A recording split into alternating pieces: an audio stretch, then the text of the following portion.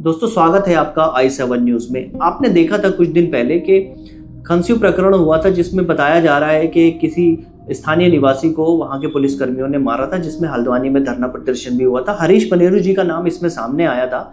हरीश पनेरू जी ने इसमें धरना प्रदर्शन भी किया था और एक आंदोलन जैसा किया था जिसमें पुलिस के भी हाथ पांव फूल गए थे।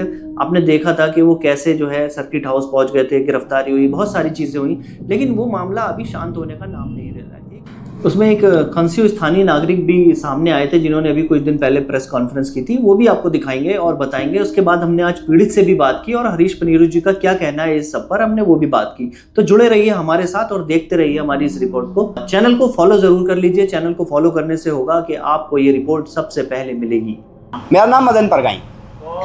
उस व्यक्ति को 20 तारीख को पुलिस द्वारा मारा गया तो 21 तारीख को हम लोगों ने, स्थानीय जनता ने पूरे थाने का घेराव किया। उस व्यक्ति पर कार्रवाई हो गई थी। जो एसआई था उसको लाइन हाजिर उसी रात कर दिया था और अन्य दोनों पुलिसकर्मियों पर कार्रवाई चल रही थी। हमको सीओ भीमताल द्वारा 24 तारीख मंगलवार तक का समय दे दिया था। अब हम मंगलवार तक पुलिस को जब उनने हमें समय दिया तो हम इसलिए रुक गए और इसलिए उस बीच में नहीं आए। उसके बाद जब हरीश पनेरू ने इस मामले को हस्तक्षेप किया तो उन्होंने हमारे ऊपर जो था एक गलत तरीके से एफआईआर लिखवा दी। देखिए भाई साहब, पीड़ित तो हमारे साथ ही पहले हम ही पीड़ित को उनके साथ ले गए।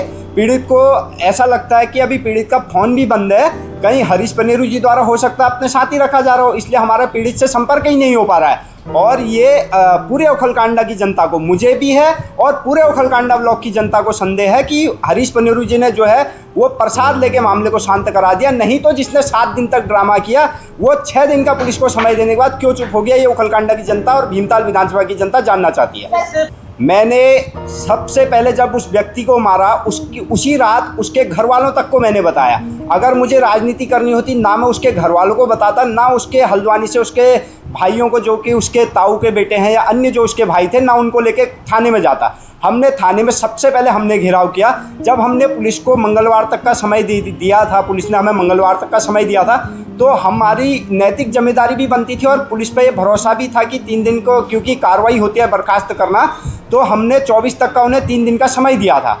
अब अगर उसी बीच में हरीश पनेरू 22 को उसमें हस्तक्षेप कर दे रहे हैं और उसके बाद उन्होंने 6 दिन यहाँ पे ड्रामा करने के बाद 6 दिन का पुलिस को समय दिया, लेकिन आज 14 दिन हो गए वो कोई कार्रवाई नहीं हुई। और ये पूरी ओखलकांडा की जनता कह रही है। हम यहाँ पे आज 4 इसीलिए आए हैं क्योंकि ये हम आज प्रेस वार्ता करने ही आए हैं। हम भी उस दिन खंस्यू जैसी एक जगह में, गाँव जैसे कस्बे में, एक 150 से 200 लोग इकट्ठे थे। ऐसा कि वो एक न्यूज़ चैनल में बोल रहे हैं, इतने बड़े चैनल में वो खुद बोल रहे हैं कि मैं प्रसाद लेता हूं, तो अगर वो नहीं लिए होते तो वो मेरी बातों का जवाब दे कि वो क्यों 14 दिन तक चुप हो गए। 6 दिन का जब उन्होंने समय दिया था जनता को, पूरे ओखलकांडा ब्लॉक की जनता एकजुट थी उनके साथ। अगर 6 दिन का समय होने के बाद आज 14 दिन हो गए, कार्रवाई कुछ भी नहीं हुई पुलिस द्वारा, तो वो क्यों चुप हो गई। अच्छा, ये मामला तो सुना हमने, इसमें बहुत सारे आंदोलन भी हुए, रिपोर्ट आपकी दर्ज नहीं हुई। अब एक नया मामला आ रहा है, कोई आपको धमकी दे रहा है, क्या है वो पूरा मामला? मदन परगाई जी द्वारा। मदन परगाई जी कौन है, थोड़ा बताइए। युवा मोर्चा मंडल दल का अध्यक्ष है अभी भारतीय जनता पार्टी में। तो ये कहाँ के रहने वाले हैं? ये निवासी ग्राम सभा टांडा का रहने वाला है। ये मेरे को बार बार फोन करके उत्पीड़न कर रहा है, कह रहा है कि वो पुलिस से मिला हुआ है। अच्छा। और मेरे को बार बार फ़ोन किया जा रहा है, कह रहा है कि आप पुलिस से समझौता कर लो, आपकी पुलिस से किसी प्रकार की दुश्मनी मत करो, मारे जाओगे। और फिर वो अभी 2 दिन पहले प्रेस कॉन्फ्रेंस करा था कि मनमोहन शर्मा और हरीश पनेरू जी द्वारा पैसे खाए गए हैं और ये मामला दबा दिया जाए। ये कहीं भी गलत मामला है, ऐसा कुछ नहीं है। मैं माननीय श्री हरीश पनेरू जी के नेतृत्व से उन्होंने कुछ दिन पहले प्रेस कॉन्फ्रेंस भी की थी। उन्होंने ये कहा था कि हमें पीड़ित नहीं मिल पा रहा है, हम पीड़ित से मिलना चाह रहे हैं लेकिन मिल नहीं पा रहा है। क्या आप लोग उनसे मिल नहीं रहे हैं या डर लग रहा है, क्या बात है, पूरी बात बताइए। हम उनसे मिलना नहीं चाहते क्योंकि उनसे हमें जान माल का खतरा बना हुआ है, इसलिए। लेकिन आवाज़ तो उन्होंने उठाई थी सबसे पहले आपकी। फिर वही आदमी आवाज़ उठाने के बाद पहले एफआईआर लिखाता है, फिर वो एफआईआर वापस ले लेता है, फिर प्रेस कॉन्फ्रेंस करा के फिर दोबारा एफआईआर देता है वहाँ।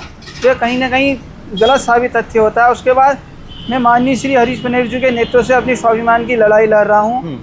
मेरे को किसी से इस लड़ाई में किसी प्रकार की दुश्मनी नहीं है। और जो मदन परगाई द्वारा जो आरोप लगाया जा रहा है कि हरीश पनेरू और मनमोहन ने जो पैसे खा लिए, वो बिल्कुल गलत इल्ज़ाम लगाया जा रहा है।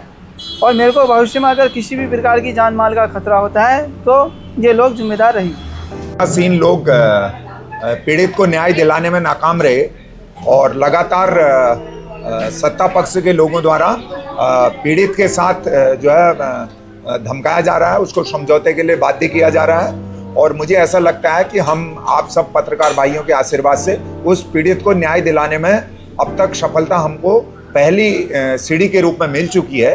और जिन पुलिस वालों ने इनके साथ मारपीट की और पुलिस के अधिकारियों ने जो हमें एनसीआर 6 दिन का हमें समय दिया था, 28 तारीख को हमारा आंदोलन समाप्त हुआ। 4 तारीख को पुलिस ने उस पर मुकदमा मजिस्ट्रेट से आज्ञा ले ली कि मुकदमा चलने के लिए उन पर आदेश आ गया। ये न्यायिक मजिस्ट्रेट का आदेश देख सकते हैं। अब लगातार उत्तराखंड के स्वाभिमान और उत्तराखंड के किसी नौजवान को ऐसे पीटा नहीं जाएगा। इस लड़ाई से ये साबित होता है। और निश्चित रूप से हम आने वाले समय में भी जब तक पीड़ितों को हम सलाखों के पीछे नहीं भेजेंगे, ये न्याय प्रक्रिया जारी है और लोगों को गुमराह होने की आवश्यकता नहीं है। और जो लोग गुमराह कर रहे हैं, पुलिस प्रशासन से हम निवेदन करते हैं कि जब न्यायिक प्रक्रिया एक गतिमान है, लोगों को गुमराह जो कभी FIR देते हैं, कभी वापस लेते हैं, तो उनके खिलाफ भी 420 का मुकदमा बनता है। अगर वो नहीं संभले तो उनके खिलाफ भी कानूनी कार्रवाई अमल में लाई जाएगी।